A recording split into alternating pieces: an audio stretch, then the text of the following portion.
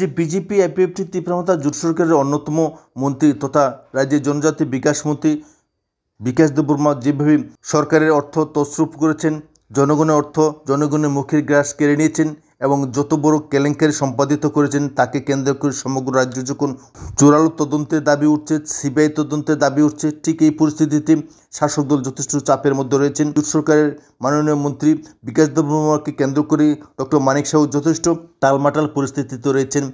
সমগ্র রাজ্যেই যখন কোথাও ইডির দাবি উঠছে, কোথাও সিবিআইয়ের দাবি উঠছে, এই পরিস্থিতিতে শাসক দল যে মাননীয় মুখ্যমন্ত্রী যথেষ্ট কোণঠাসা পরিস্থিতিতে রয়েছেন।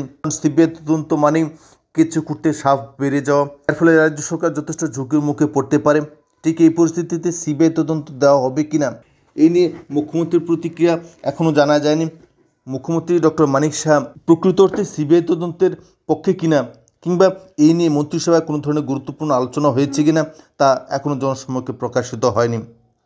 তবে মুখ্যমন্ত্রী একজন স্বচ্ছ ব্যক্তি হিসেবে বিশেষভাবে জনপ্রিয় এবং এর যে রাজনীতিতে মুখ্যমন্ত্রীর স্বচ্ছতা নিয়ে কোনো ধরনের বিতর্ক সৃষ্টি হওয়ার মতো পরিবেশ নেই। তাই স্বাভাবিকভাবে অনেকেই মনে করছেন যে মুখ্যমন্ত্রী নিশ্চিতভাবে সিবিআই কিংবা ইডিকে দিয়ে তদন্ত করাবেন, তেমন আশা করা হচ্ছে। 2028 সালে বিধানসভা নির্বাচন, সেই সঙ্গে আসন্ন এডিসি ভিলেজ নির্বাচনকে সামনে রেখে এর যে বৃহৎ অর্থনৈতিক কেলেঙ্কারিতে যুক্ত মন্ত্রী বিকাশ দেববর্মার বিরুদ্ধে বড় ধরনের তদন্ত নিশ্চিতভাবে হতে পারে এই আশঙ্কাই করছেন বিজেপি দলের নেতৃত্বরা।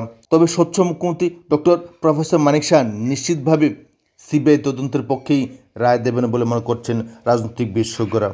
এখন দেখার বিষয় মন্ত্রী বিকাশ দেববর্মার এই বৃহৎ কেলেঙ্কারি নিয়ে কী ধরনের সিদ্ধান্ত নেয় জোট মন্ত্রিসভা।